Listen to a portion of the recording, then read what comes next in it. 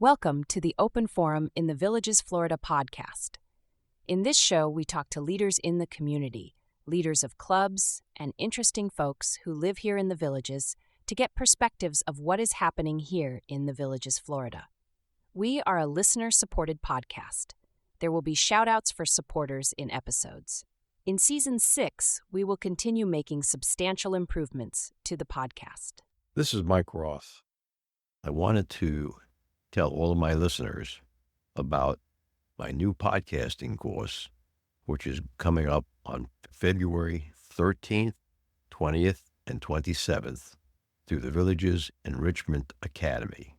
The course will be held at the Rohan Recreation Center, and the course will take a total podcasting beginner and turn you into someone who knows how to put together a good podcast. We're going to start with the concepts of a podcast and the way to lay out a successful strategy to begin. In the second week, we're going to take you through recording and editing a podcast. And in the third week, one of the things we're going to talk about is how to monetize your podcast, if that's what your goal is. Although there are many different goals in creating a podcast. If anyone wants to talk to me about what's in the course and whether or not they should take it, feel free to reach out to me at mike@rothvoice.com. If you've already decided that you want to register for the Podcasting 101 class for beginners, there are 3 easy ways to register. The first way is you can register online on that site, theenrichmentacademy.org. The second way to register is in person, Monday through Friday from 8:30 a.m. to 4 p.m. at any one of your regional recreation centers. It's also available on Saturdays and Sundays from 8:30 a.m. to noon at La Hacienda, Lake Neona, Eisenhower, Everglades, and Rohan Recreation Center. And of course, we can always do it the old-fashioned way by mailing in a Enrichment Academy form to the Enrichment Academy offices at 984 Old Mill Run in the Villages. Now, let's go back to our show. Listeners, I'm thrilled to share with you this podcast, which is my passion project for you. This podcast brings me joy, brings you knowledge, inspiration, and a lot of things that people need to know about the Villages and the people living here. Be sure to hit the follow button to get the newest episode each week. Creating this podcast is a labor of love, even though it demands more time than I can easily spare. Now, here's where you come in. You can help us keep the podcast alive and thriving. How? By becoming a supporter. The easy way for you to support us is to visit our podcast webpage, Open Forum in the villagesflorida.com, and click on the supporter button at the top of the page, or the purple supporter box on the right side of the page. Even a small donation of $3 to $10 a month makes a big difference. And guess what? You can cancel your subscription at any time. No strings attached. Your support means the world to us. Stay curious, stay inspired, and keep those headphones on. I hope everyone enjoys today's show. Mike Roth on Open Forum in the Villages, Florida, with Janine Evans. Thanks for joining me. Thank you. Janine is in the interior decorating business and has been in the interior decorating business for the past 25 years. Janine, tell our listeners about yourself and how you got into the business of interior decorating. I moved here from Dallas, Texas. When I was 35 years old, I decided to start an interior design business in Dallas. It was something I thought I could do and I had a talent for. I went for it, worked hard, and my word of mouth spread. I was able to get a lot of clients and projects under my belt, and I continue to work and decorate for the past 25, 30 years now. Were most of your projects home redecorating or commercial? Most of my work was in home residential design. I did work on about 4 law firms when I was back in Dallas, but mostly my career I've stuck with residential interiors. I understand in your past you were a ballet dancer. I've done a lot of ballet. I've taught ballet. I had a ballet scholarship to college and I continued to take class and perform every now and again as an adult in between kids and career. So are you associated with any dance groups in the villages? A member of the Evolution Dance Troupe. We have a show coming up in late January. Where's that show going to be? That's going to be at the Savannah Center. Okay. Our listeners can see you in that show, and you'll probably be the tallest lady in the group. It's a great show, and the dancers in the group are amazing. I'm really looking forward to performing with them. I'd love for everyone to come and see. Is there a name for the show? It's, my gosh. Don't worry. That's the beauty of not being live. It is a beauty. I'm so glad. I've got the date in there. Get closer to the microphone. The name of the show is? The name of the show is Where in the World is Evolution Dance? On stage in 14 countries at the Savannah Center, January 24th at 7 p.m. and January 20th at 3 p.m. How do people get tickets to that show? They get their tickets at the Villages box office. A portion of the proceeds will benefit the Villagers for Veterans, Ashley House, and Villages Flight. Janine, let's talk about interior decorating. You've been working on houses here in the Villages for how many years now? I've been in the Villages. Mm-hmm. Why don't you tell our listeners the most common issues people ask you to address? I think common issues that I come across or common mistakes is that people live with their frustration of their house for way too long. Instead of hiring a decorator or a professional, they choose to live with the same frustrations of their homes. I believe everywhere in your house that you look should bring you pleasure and it should be beautiful to your eyes. It shouldn't bring a sense of contention when you look at something. If you ignore it, it still affects your inner peace when you're living inside your home. Can you give us an example of that from your recent work? Well, there was a lady that hired me to help her with her house, and she, throughout the years, had continued to buy a lot of different accessories, different artwork, some pieces of furniture, and she was never satisfied with the end result. This woman, for 10, 20 years, kept on trying herself, let me do this, let me try that, and would study magazines and watch the shows and would try everything in her power to make her home look like what wanted it to look like.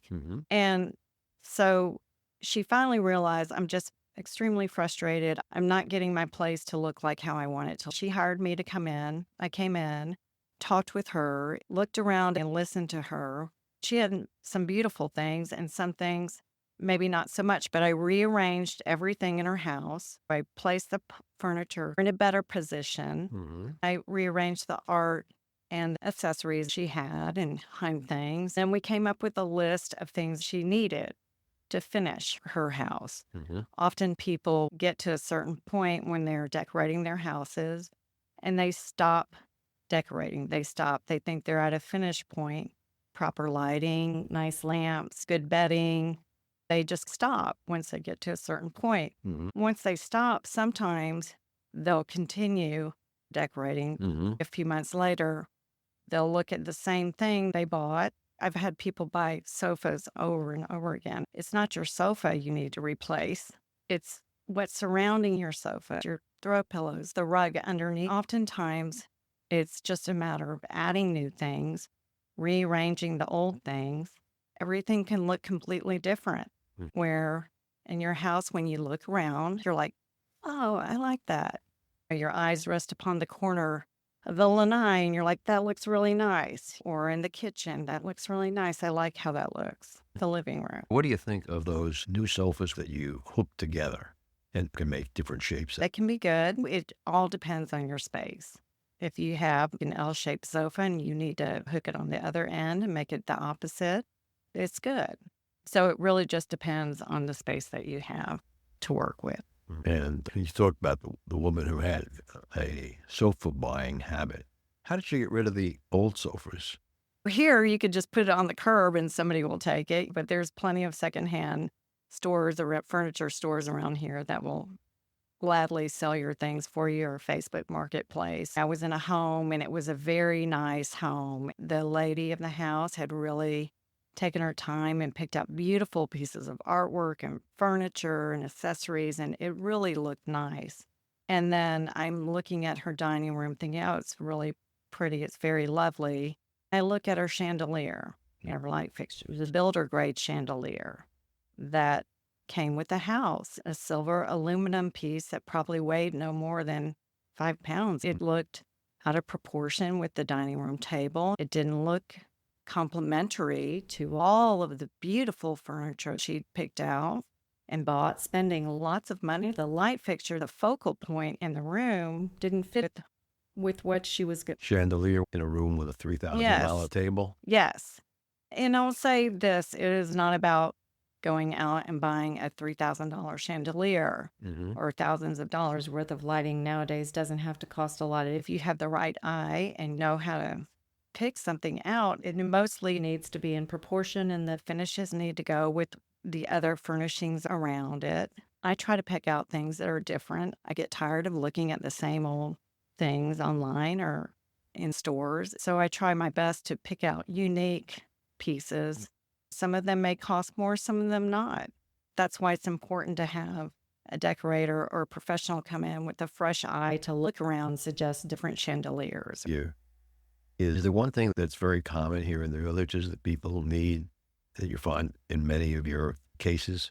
Mostly it is the hanging of the artwork on the walls. It really needs to be in proportion with the wall space and what's underneath it. It's mostly about proportion and balance with the furniture underneath. Otherwise, it's not going to look right. There was a lady with a beautiful house, nice chandeliers and sofas, but she had a large portrait hanging in her dining room. It was a print of a painting, and it was flat. It was just completely flat. It looked like a poster almost. And I just thought, what a shame. Here you have spent thousands of dollars on all of this really pretty furniture. You really put the effort in to make your place look nice. And then we're going to have just something that's a copy, obviously a copy up on the wall. I'm not saying that you have to find original artwork, but there's like giclées that look like a giclée. I've never heard of it. Giclée. What is that? Clay is basically a print of a painting that has actual paint strokes on it, and it's been painted over. And that's a simple way of just saying what a giclée is. It looks like it's got texture on it. It's got 3 dimensions as opposed to a printed poster, which is 2 dimensions. Okay. Janine, maybe you can give our listeners a couple of tips in home decorating that they might be able to handle themselves or figure out that they need to hire a professional. Okay.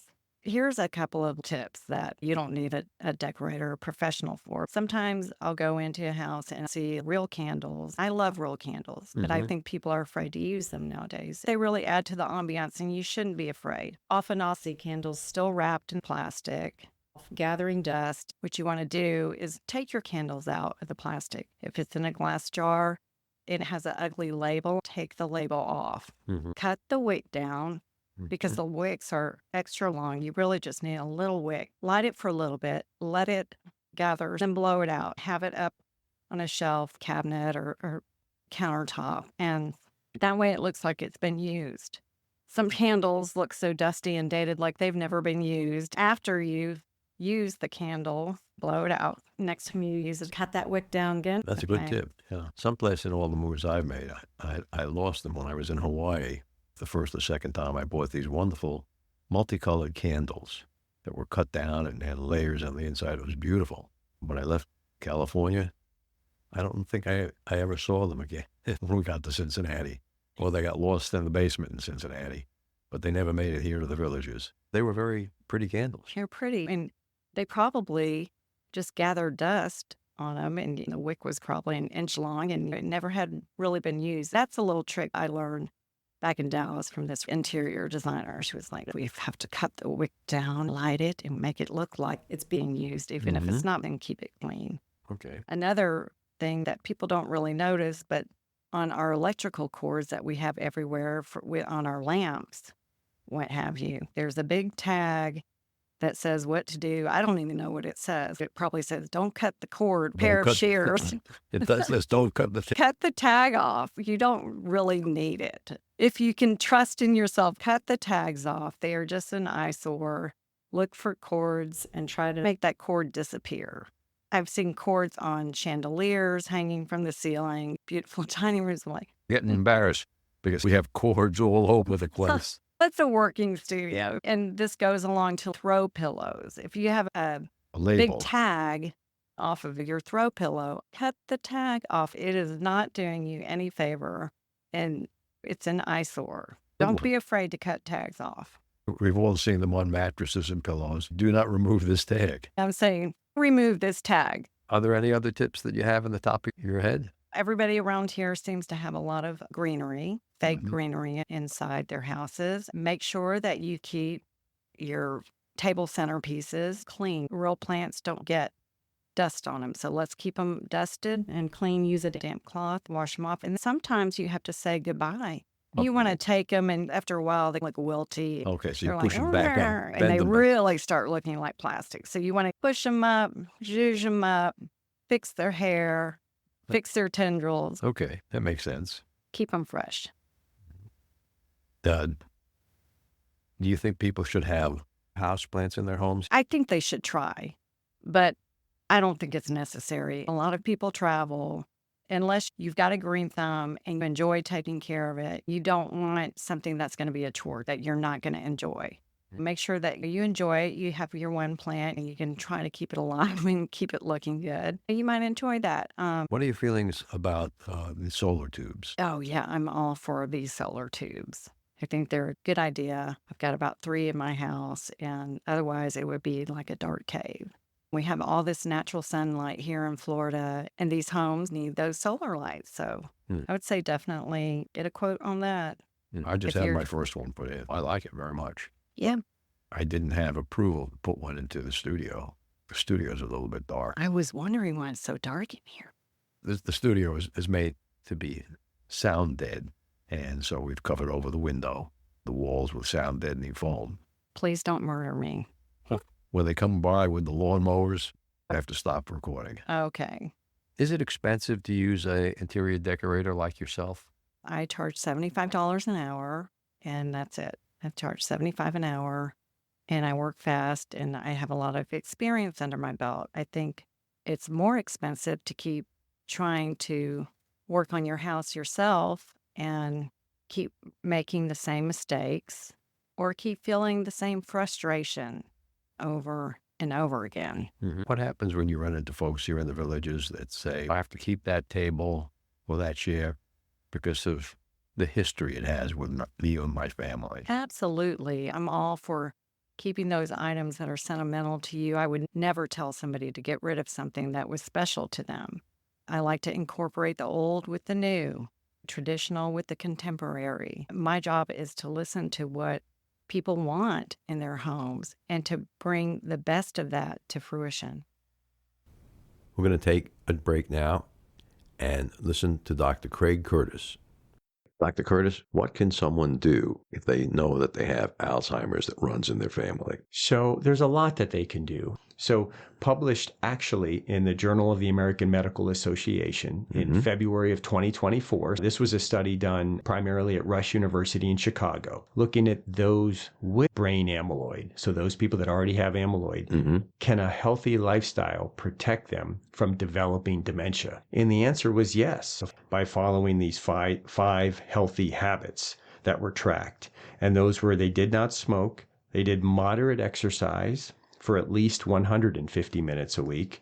They kept their alcohol consumption diet, and they used autopsies. They actually used approximately 530 autopsies to prove that those that followed those healthy lifestyle habits or had those healthy lifestyle habits actually had less amyloid. It correlated. Those had less amyloid in their brain. With over 20 years of experience studying brain health, Dr. Curtis's goal is to educate the village's community on how to live a longer, healthier life. To learn more, visit his website, craigcurtismd.com, or call 352-500-5252 to attend a free seminar. I'm back with interior designer and decorator Janine Evans. Janine. What's the newest trend in home decorating that you think would fit in many village homes here? We're a little bit behind the newest trends here in the villages. Behind? What's coming up with paint colors are a lot of browns, caramel color, and yellows, which I do like. Terracotta color is really pretty and nice and rich. When I go into a home, some people think they don't know what they like or want. I take the time, look around, and listen to what they like and show them various things. And inevitably, I get a feel of what they like. I brought a copy of Architectural Digest magazine with me today. And the reason why I bought that is because 3 or 4 different kitchens in this copy of Architectural Digest, and all of the kitchen cabinets are completely different colors.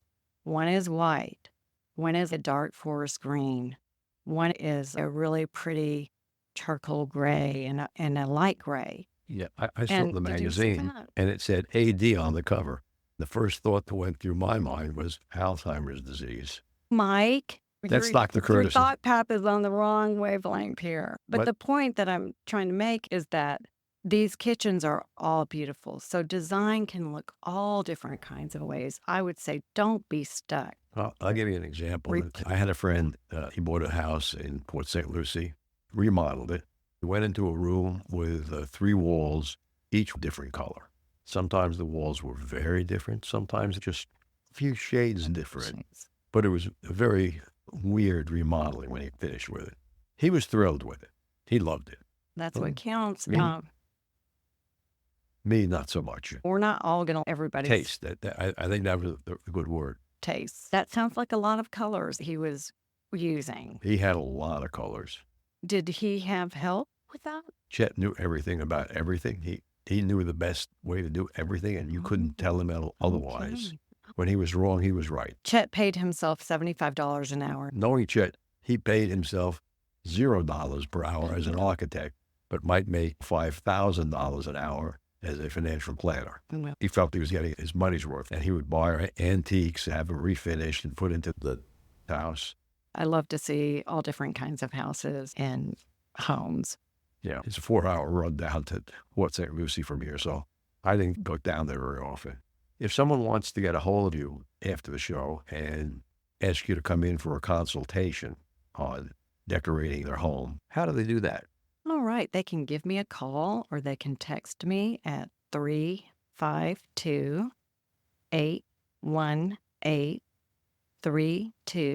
352-818-3284, or they can email me at decor and design, the number 4, the letter U, decor and design for you at gmail.com.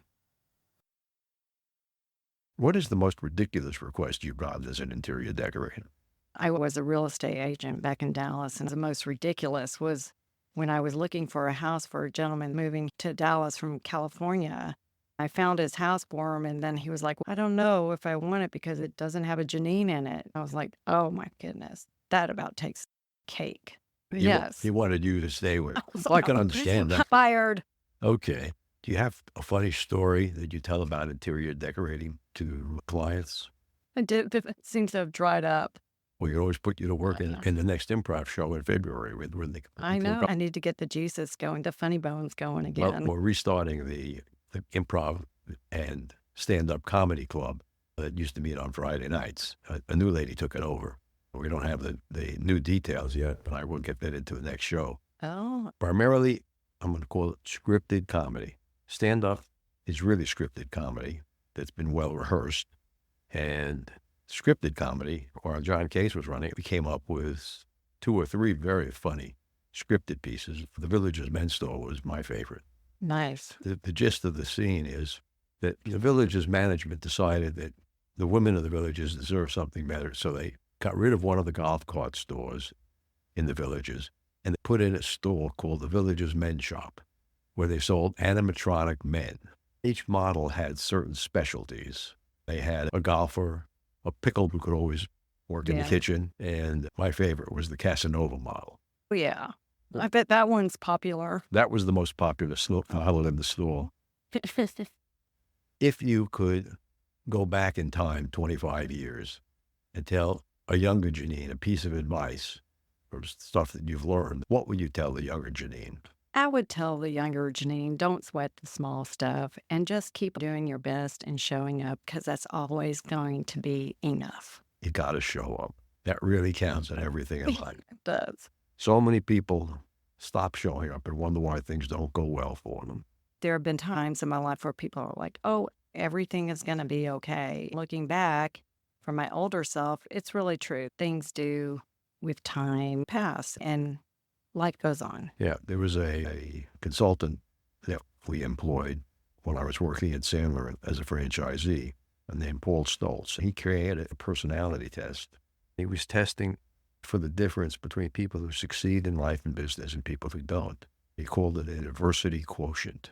Those people who had high adversity quotients and recovered from adversity fast did better in life than people who had lower adversity quotient and didn't recover from adversity quickly. I believe. And I found that to be true. Yes. So we all have to have high adversity quotients. If we don't like our home, give Janine a call. Give me a call. Give everyone your number again, Janine. 35281838284. I look forward to hearing from everybody. Thanks very much, Janine. Thank you for having me. Remember, our next episode will be released next Friday at 9 a.m. Should you want to become a major supporter of the show or have questions, please contact us at mike@rothvoice.com. This is a shout-out for supporters: Tweet Coleman, Ed Williams, Duane Romick, Paul Sorgen, Kathy Loving, and Dr. Craig Curtis at K2 in the Villages. We will be hearing more from Dr. Curtis with short Alzheimer's tips each week. If you know someone who should be on the show, contact us at mike@rothvoice.com. We thank everyone for listening to the show. The content of the show is copyrighted by Roth Voice 2024. All rights reserved.